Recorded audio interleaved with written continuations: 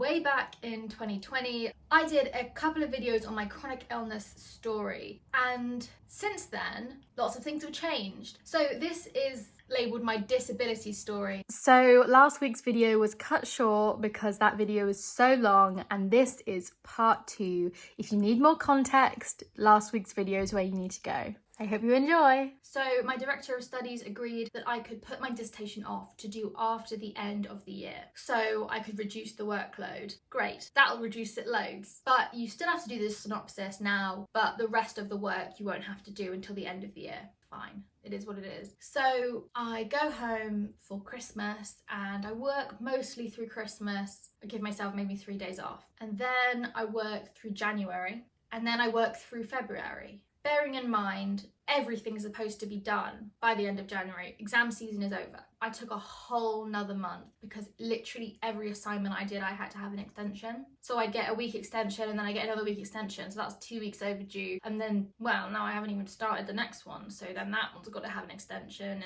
And so obviously it's a domino effect. So I took, I think, about a month extra. And guess when you're supposed to rest? February. Your exams are in January, term starts in March. You can't rest over Christmas because of exam season and assignment season, but you rest in February. Where's my rest? I'd eaten up my rest by struggling so hard. I really struggled, and I'd eaten up my rest, which meant not only had I been really struggling, there was no rest left. Straight into lectures, straight back in. So I spent December, January, February at my parents' house, really struggling. And there is a complete dearth of content from this whole time period because I couldn't do it, couldn't do anything, was working and sleeping and nothing else. It was really bad, really hard, and I was having a hard time with it. So we are straight back into work in March and back in Bath, back to the lectures, and I have not recovered from the crash that has been caused over the last 3 months of overworking my body. And I'm still struggling, obviously. So we cut down the timetable again, we cut it down again, we cut it down again. And now I'm going in once a week for one lecture. And my mum is coming from her home, driving to mine, picking me up, driving me to campus, hanging around for 2 hours, then driving me back to my house, and then she drives back to her house. What an awful system for everybody. I was so dead, I could not get the bus, but this one lecture was 1, brilliant, and 2, required interaction as part of it. And so it couldn't really be missed and watched online. You couldn't really do that. It wasn't the structure. So all of this chaos was happening. And again, everything is continuing to get worse because, as you may know, if you don't rest, if you don't recover from a flare-up, you just continue to make it worse. So here we are. We are just heading at a downward angle, and I knew it. I knew what was happening, and I knew what we were doing wrong, and I knew how to fix it, but I couldn't because I could not stop. And I would talk to my head of year and say, this is just awful, and she would say, well, you could defer, right? Sounds like a great idea, except I've done so many assignments by this point and they would all be wiped clean. I did ask, if I defer, could I come back to this point in the year and keep all my grades? No. You'd have to do them all again. And I honestly thought there's no reason for me next year to start the year feeling good and go on this exact same path because the workload isn't going to be different. It's going to be the same. So I just thought, keep pushing through. You've just got to get to the end of the year, which is always the wrong thing to do in my experience. Push through, never the right answer. Also, usually the answer I choose, which I somewhat blame for the severity of my illness and how bad it's gotten in the past and how bad it's got in the last year or 2. When you push through, everything is worse. Everything is worse. And if there's one piece of advice for someone who is newer to a chronic illness, specifically one that has flare-ups and has fatigue and pain, anything that's similar to what I have, ME CFS. Have I even said that in this video? If you have anything similar, the major main thing, do not push through. Do not push through. Pushing through may be the reason I have A-levels and a degree. It's also the reason I have a wheelchair. It's the reason for every bad patch. It's the reason for everything. Pushing through a chronic illness is the reason it got so bad multiple times, because I didn't learn my lesson, because I'm a push througher. It's not a term. That's my instinct. My instinct is to just keep going, get to the end, and that instinct is wrong. And I know it logically, but every time I'm given a choice, do you want to stop this, or do you want to push through and kill your body so you can have some kind of exterior reward? I always choose the second one. Now, why the degree was so important to me? Sense of completion, winning, competitiveness with myself. I don't know, it's one of those things. It's not actually useful to me. Certainly not at the moment, because I'm not able to get a job, not employable in my current state. So what I've done is killed myself for a piece of paper that will make me employable, but also made myself unemployable, because I cannot stay awake all day. I cannot walk enough, cannot do social things or outings, even with the wheelchair, for long enough, or anything like that translates to a real job at the moment. Even part-time is far too much. I can kind of do this, right? But if you look back, they are not consistent, and I'm trying, but... So, anyway, I've gone off on a tangent. We pushed through, as we always do. It's always our method. I say my method, my mum helps me with whatever I choose, and I choose wrong, and so she comes along with it. I cannot fail, I cannot quit, so I don't. And here we are. So I'm pushing through and I get my results back from those Christmas assignments, the ones I did in January/February. And if you don't know how things are graded at university, you've got over 70 is a first, over 60 is a 2-1, over 50 is a 2-2, and over 40 is a third, and under 40 is a fail. So they come back. The one I did first, early January, 70 something, amazing. I'm so pleased with that. Second one I got back, 60 something, good, please, yes. 50 something, I'm not pleased with that, that's not what I want.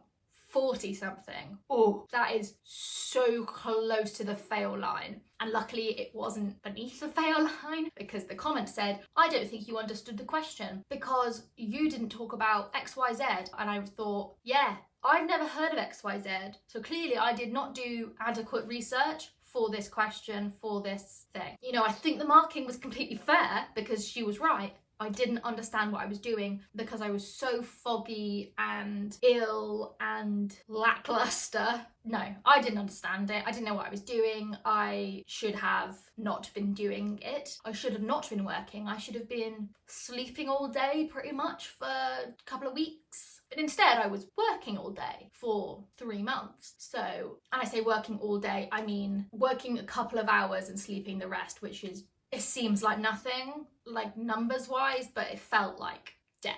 So the assignments are back. I'm heartbroken about this 40. Not happy with the 50, but it's been overshadowed. And I just see it happening again with the next lot of assignments. They all come out once. I start off not awful and get worse. Classic. Except the assignment season hadn't started yet and I was already awful. So how I managed to get through that assignment season, I don't remember what I got, so nothing particularly notable in either direction. Probably the next assignment season, but I did it.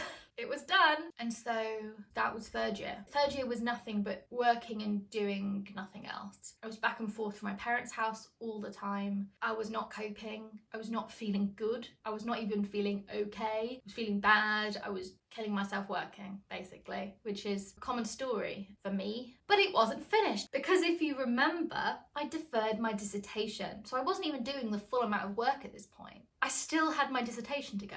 And there's a whole video on that because that took forever. I don't know when I started it. Today is the first day of my dissertation, which is the last thing I have to do for my whole degree. June maybe, July, August, September, October, November, December, January. I think I got it in right at the end of January. I just gotta click send. I've done everything I could possibly do. I pressed it. It's done.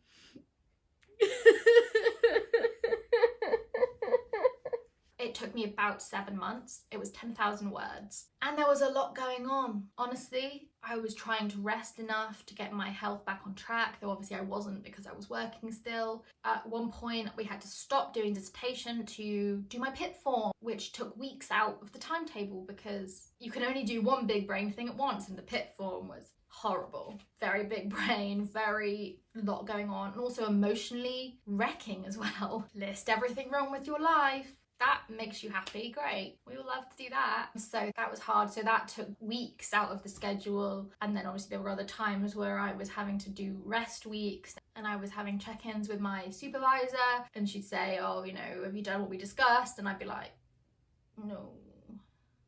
I was in bed. It was just never ending. I wanted it over so bad and it just lasted and lasted and lasted. And then it was done. And one of those things where you overwork yourself for, let's say, about a year and a half. You're not going to go back to normal in a month, which you forget when you're in it because you're like, oh, once it's over, I'll feel okay. No, you won't. If you've overworked yourself for that long, you're not going to feel okay when you stop doing it. You're going to feel awful. Maybe not quite as bad as you currently feel, but you're not going to feel good. You're going to feel relief and a weight lifted, but you're not going to feel good. And so it took months to get back to feeling this kind of baseline, the one I have now. And this is not the baseline I had pre-third year. This is not as good as how I was second year because that was lockdown and I was doing really well. Not as good as I was first year because I just come off a whole rest year. Not as good as I was in the rest year because I was physically, though maybe not mentally, definitely not mentally, physically the best I've been since I was diagnosed because I wasn't doing anything. I wasn't doing anything social. I wasn't doing work. I wasn't really doing anything, and that really helped, funnily enough. In my previous videos, I've probably said that my year 12 at secondary school / sixth form was just the worst year ever. And I don't know whether that has been superseded by third year or not. They're pretty tight. And both nightmares were caused by the same thing. It's almost like there's a pattern. And you could like learn from it and not recreate it. But no, so that's 2 now. I've done that. Obviously I've made other mistakes, but they've all been much lower scale and not a year and a half of way too much. So where are we at now? It's been 8 months since I stopped working on my dissertation. I don't feel good. I don't feel what I think of as my normal baseline. Before uni and at the beginning couple of years of uni, I felt like I could really achieve things. Of course, things were hard, but I felt happy. I felt like I could do things and it would be okay. Everything has changed now. And I don't want to say fault because obviously I did something very normal for students, overwork themselves to get the grade they want, but I did know this was going to happen. I just don't think I realised how long it was going to last. So it's 7 or 8 months since I stopped working on my dissertation and videos are not regular. I'm not feeling good. I'm currently in my parents' house because I'm really kind of struggling to live on my own at the moment. You think that once you stop doing the overworking, you will return to how you were before. But there's such a long cool down period. You basically abuse your body for a year and a half. It's not going to be fixed quickly. We're on month 7 and I'm still having 2 naps a day. Whereas at the start of uni, I wasn't having any. And now I'm having to have 2 naps a day. Wake up, breakfast, nap, lunch, nap, then do something, then go to bed at night. That is an insane amount of sleep and I still don't feel it's enough. I still feel physically pain when I'm woken up like I used to when I was a teenager, and I haven't felt that for a couple of years, but at the moment it's like being dragged out of sleep and it is horrible. So where we're at now is a whole set of new rules. Me and my mum have coined this a new rules era almost. We were very stuck in our ways about how my chronic illness is dealt with, how much rest I need for what activity, etc. We had such clear ideas of it. Obviously then we messed it up and assumed it would go back to normal. It hasn't, but we've been using these old rules. So I went hot air ballooning, amazing. We scheduled a couple of days of rest. Took about 2 weeks. Just went on a weekend trip. Thought, oh, we're not doing much. Talking to other people, breakfast and dinner for 2.5 days. Too much. I've been in bed for about 4 days and I only got out of bed to film this video. The amount of rest time needed after an activity has grown exponentially and we are not used to it. Currently, I cannot anticipate how long something is going to take me to recover from. Honestly, I feel like I don't know what I'm doing, and I was so sure I knew what I was doing, and I did before I scrambled the rules. It's like, you know, Boggle, when you shake the thing and all the dice move. That's what I feel like's happened. I was like, I had my rules, and instead of just living within them, I decided to get a first-class degree. And so I shook it for about 1.5 years, and it settled on something, but you can't actually see them. So it's like a Boggle case, but the case is not clear. This, you know, is a very confusing metaphor. You can't see the rules. So the rules have settled as something. You can't look at them. You've just got to try words, using the Boggle analogy. You've just got to try words, but they're always wrong because that's not what the rules do. That's not what the rules mean. That's not what the rules want you to do. Everything you try is wrong until you find the rules and you get a feel for the rules and you start to understand them and be able to predict what you can do when and how often and how much rest you need and all that kind of stuff, which I used to know. I used to know exactly how I was going to feel. I used to do things and think, yep, this is going to cause a crash. I'll probably have to rest for a couple of days. I know it's worth it. But now I'm like, oh, this is going to cause a crash. I'm going to rest for a couple of days. It'll be worth it. 3 weeks later. I'm not sure it was worth 3 weeks. Actually, ballooning was worth 3 weeks. But I didn't schedule 3 weeks. I had other things to do in that time, which made everything worse. So basically, end of the story is currently I'm frustrated. It's my fault, and realistically I could have predicted this was going to happen. I just didn't realise how long it would last. But it's happened. I've got to deal with it. I have my first class degree. Well done me. Not sure it was worth it. There's not really using it for anything, but I have some nice photos of me in a silly hat, so that's good. Here we are. If you're still around at this endpoint, let me know if you've ever had your whole Boggle set of chronic illness rules shaken. It's a really weird metaphor. I'm not sure if that even makes sense. Let me know if you've ever worked yourself so much that your body really struggled to come back from it and now you have a full, kind of feels like a different body. If you've had that experience, maybe it's just like the beginning of your illness, because that's definitely what it felt like for me at the beginning of my illness. But we're 8 years in, or 7 to 9 years in, let's say, the rules have been wiped clean and rewritten, but I haven't been told what they are. So kind of floundering. But I'm hopefully back to making videos now. Gonna try and be consistent, and I've got some family members on board helping me a little bit, which should hopefully help with the difficulties that I'm having. And I'm getting more help generally with life stuff. The things I'm doing at the moment are social, friend things, and this. So